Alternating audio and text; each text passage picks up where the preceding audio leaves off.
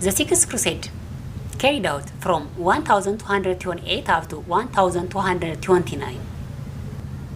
This crusade was led by Emperor Frederick II of the Holy Roman Empire. He negotiated a peace treaty with the Sultan, in which the Sultan gave Jerusalem to the Christians. ሌላኛው ስድስተኛው የመስቀል ጦርነት ነበር። ይህ የመስቀል ጦርነት የተካሄደው ከ1228 እስከ 1229 ነበር። የስድስተኛውን የመስቀል ጦርነት የመሩት የሆሊ ሮማን ግዛት ንጉስ አጼ ፍሬድሪክ ሁለተኛ ነበሩ። ይህ ንጉስ ከሱልጣን ጋር ስምምነት በማድረግ ጀሩሳሌም ለክርስቲያኖች ተሰጣለች። The Muslims seized Jerusalem again in 1244. This action resulted in the Seventh Crusade. The Seventh Crusade was took from 1248 up to 1254. The Seventh Crusade was led by Louis IX of France, who revived the idea of winning the Holy Land by attacking cities in Egypt. But Louis and his army were defeated and captured by the Muslims. The Muslims freed the king in exchange for huge ransom. Louis remained in the Holy Land for 4 years, and in 1270 he led the Eighth Crusade against the Muslims.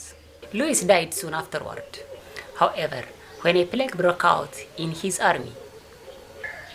Meanwhile, in the east, the Muslims continued to gain Christian territory. Europeans lose interest in the Holy Land and rather turned their attention westward to the Atlantic Ocean. In 1492, Christopher Columbus sailed to the New World and discovered America. Europeans looked towards America. They left the Holy Land to the Muslims. ሰባተኛው የመስቀል ጦርነት በ1244 ሙስሊሞች እንደገና ኢየሩሳሌምን ተቆጣጥረዋል። ይህ የሙስሊሞች ድርጊት የሰባተኛውን የመስቀል ጦርነት አስከትሏል። የሰባተኛው የመስቀል ጦርነት የተካሄደው ከ1248 እስከ 1254 ነበር። የሰባተኛውን የመስቀል ጦርነት የመራው የፈረንሳዩ ንጉስ ሉዊስ 9ኛ ነበር። ሉዊስ የግብጽን ከተሞች በማጥቃት ኢየሩሳሌምን መቆጣጠር ይቻላል ብሎ አሰበ። ይሁን እንጂ ሉዊስና የሱ ወታደሮች ተሸንፈው ሉዊስ ራሱ በሙስሊሞች መዳፍ ውስጥ ገባ።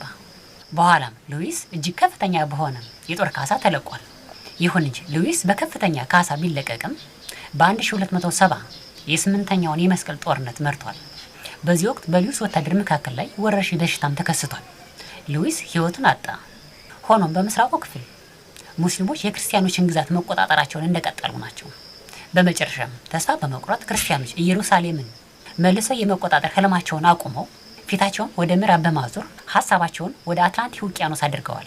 በ1492 ዓ.ም ክርስቶፈር ኮሎምበስ አሜሪካን አገኘ። ከዚህም በኋላ አውሮፓውያን ኢየሩሳሌምን የመቆጣጠራቸውን ትተው ወደ አዲሷ አህጉር ወደ አሜሪካ ቀልባቸውን መልሰዋል።